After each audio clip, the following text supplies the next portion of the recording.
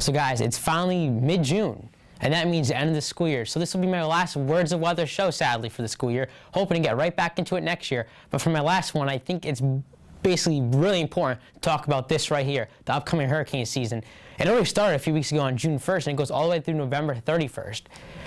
And it's a big problem because this year, well, most data points a very active season. Not saying that Irene and Sandy weren't bad enough, but this year, do we have a chance of getting hit again? It's possible. Anywhere from Florida and the Gulf states all the way to Maine has a greater than ever chance to get hit by a hurricane, possibly a major one. So this, for my episode, I do a little explanation with the screen about why the warmer temperatures in the ocean and a bunch of things that go into it. And then I even do an interview with a professional meteorologist and talk to him with some number crunching facts about why this year could be bad and why everyone has to stay tuned and watch the weather, because this year could definitely be one hurricane season that no one will forget. So this is the site for the past 30 years, just a quiet scene down the beach. But over the past 2 years, we've been slammed by two historic storms with Hurricane Irene 2011 and then Hurricane Sandy 2012. What's going to happen this year? Well, I'll take an in-depth look with the meteorologist and my own perspective at what could happen this year and why it could be a bad year. So stay tuned and hope you enjoy it. So here's what the National Weather Service puts out for their prediction, and AccuWeather.com kind of got thrown together. Well, this is a typical season. It kind of cool numbers. It goes from 12 tropical storms, 6 of those become hurricanes, and 3 of those 6 become major hurricanes, which means Category 3 or higher. But this is the most alarming things right here. These last 2 columns. AccuWeather or NOAA, which is the National Hurricane Center, and that's the number one highest up, so to speak, group that can forecast storms. The government run. They have the best meteorologists in the country, in the world, that predict this. And they predict 13 to 20 tropical storms, well above the average of 12.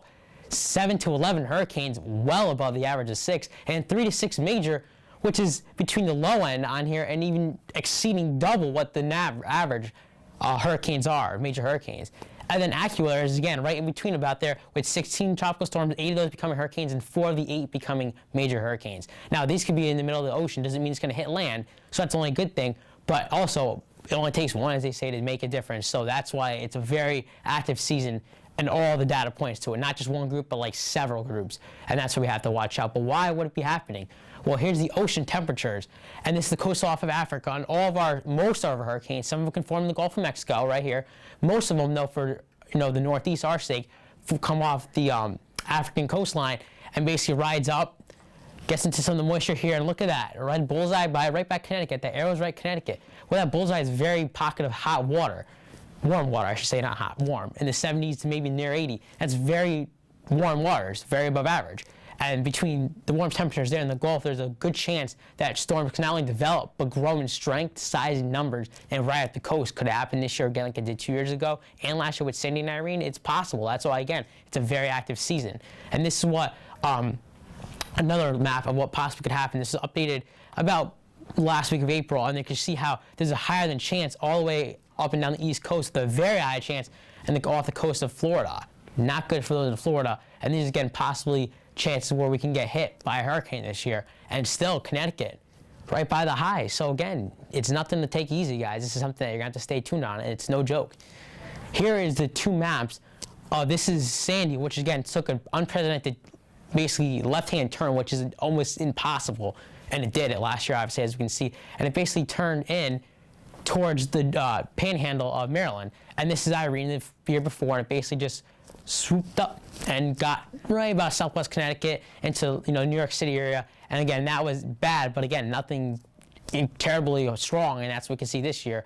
And this is the mean track for New England hurricanes, and the mean track is very hard to see, guys, but it takes it right about through the New Haven, maybe a little east of New Haven, maybe like Madison, Guilford. It takes it right through there. So if we have a hurricane this season, if it follows the mean track, which again the mean is the most likely track, that could put us in a direct hit from a hurricane. And that's not something that we all want to hear. And why will it happen? Well, this is the National Hurricane Center's outlook of why things may happen. You have warm ocean currents to the north, warm to the south, with high pressure building in the middle of the Atlantic Ocean. And this basically is a big steering pattern. So storms are going to want to go around it. And with the 2 water banks to the north and south, it's more likely you're going to want to ride up or out. And this is where the most favorable wind conditions are, because you have the wetter than normal African current, and that's what's going to flow, pick up moisture, and basically just shoot it up the coast or into Florida. So this is why we think this is going to happen this year. And it's also weak El Nino, and weak El Nino means that the wind shear is less, and wind shear basically kills hurricanes. So if the wind shield is not there, it's kind of like, our barrier, but now it may not be there to protect us anymore. So guys, today I'm here alongside with the meteorologist, professional who knows his stuff. Today, it's Quincy Vagel. How you doing, Quincy? I'm doing pretty good. Thanks for having me. Yeah, and for this segment, I didn't really know what to do. My teacher was like, we did a lot on, hurricanes, on severe weather, snowstorms, but I think it was basically important to talk about this upcoming hurricane season since we're officially in it, and we already seen our first tropical storm. So, what do you think about the tropical storm that just formed, and what do you think that means for this upcoming season? I mean, we're definitely off to a quick start. I noticed that the sea surface, the water temperature anomalies, which basically means the water temperatures are pretty much warmer than average, especially along the Gulf Stream, which I think means we may have potentially an active season along the East Coast. So, yeah, because the Gulf Stream, and what that basically the Gulf Stream is, it's basically a flow of warm water current that goes from the Gulf or from the Leeward Islands all the way up to actually goes into the Atlantic Sea and then up towards like Europe and everything. Yeah, and that rides pretty not too close, but pretty much a little to the east, but parallel on the East Coast. So if a storm gets stuck in there, it's basically gonna just get fired up and get a lot bigger and stronger. So that's why we have to worry about it. But is there like La Nina, El Nino? What's going on this year? That's basically the pattern set up. Last year it was a stronger El Nino, which usually means less hurricanes for us. Stronger wind shear in the Pacific, but this year, weak wind shear, what's going to happen, you think? I mean, one thing I've noticed is right now, though, the high pressure, the subtropical high pressure over the Atlantic Ocean is kind of shifted a little bit further south and east, which is kind of suppressing any activity, but that does open up potential for more activity in the Gulf of Mexico and possibly along the southeast coast. And look what happened with Adrian, I want to say.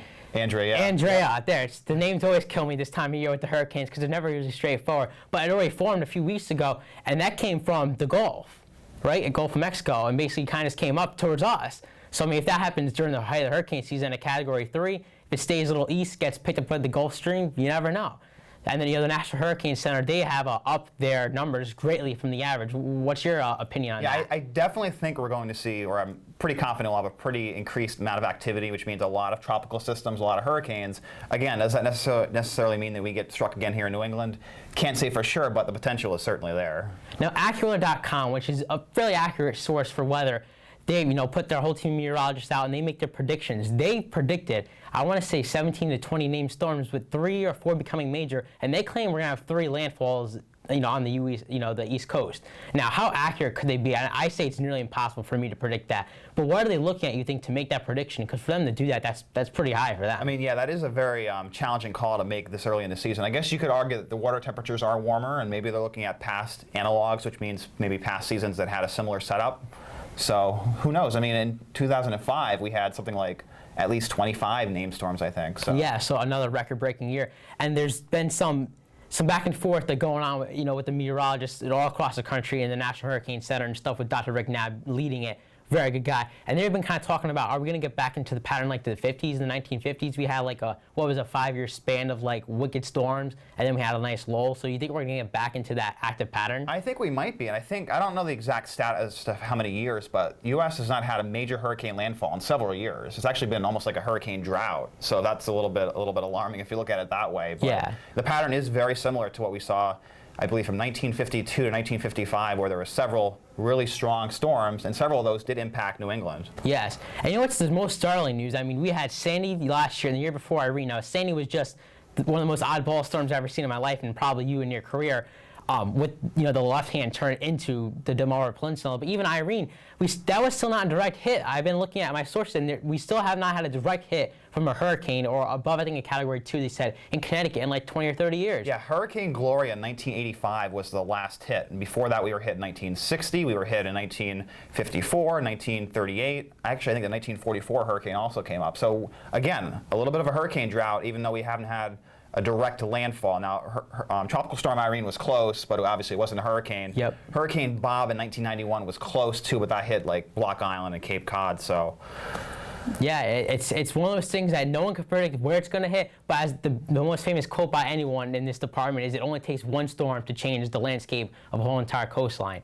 So for now, I mean, we talked about that, but where else do we go? Well, Weather Edge, he's a part of it, obviously. He's the one that created it and runs it, and I'm a part of it. And this season, you have to stay tuned on Weather Edge. And Quincy, I heard there may be something different this year for the Hurricanes this year. Yeah, we're starting a new branding thing here. The Connecticut's Hurricane headquarters will be the Weather Edge, and throughout the summer we'll have updates on every tropical system, whether or not it's forecasted to impact Connecticut. So even if there's a storm in the Gulf going towards Texas, we'll be on it. If there's a storm out in the open Atlantic that's coming towards the East Coast, obviously we'll be definitely tracking it from day one. And the great thing with models is you can track, I mean, though it's not totally accurate, you can track storms weeks out, about 10, 12 days out, where the models think they're going to put it, and then from there, each day, the models get more precise up until, when they come on shore. So basically a lot of things, but it's not just the day before, oh my God, check Weather Edge. You can go from weeks or a week or so advance and check it out and see what's going to go on. And that's the great thing about Weather Edge. It's 24/7, like I said. Anything breaks midnight or midday, you can always follow on Weather Edge. So guys, sadly, this is my last weather show, Words of Weather, and my weather segment on HHS Insider for the school year. I'm hoping to be back next year with Quincy probably again, Gil Simmons, and maybe a few other big names. But for now, I'm Zack Duhaime. Follow me on Duhaime DMJ on Twitter, Zack Duhaime on Facebook, and Zack DMJ on Instagram for breaking weather updates even during the school day. If anything comes, you can always trust me to weather updates. So guys, signing off the last time in the 2012-2013 school year, I'm Zack Duhaime. Words of Weather.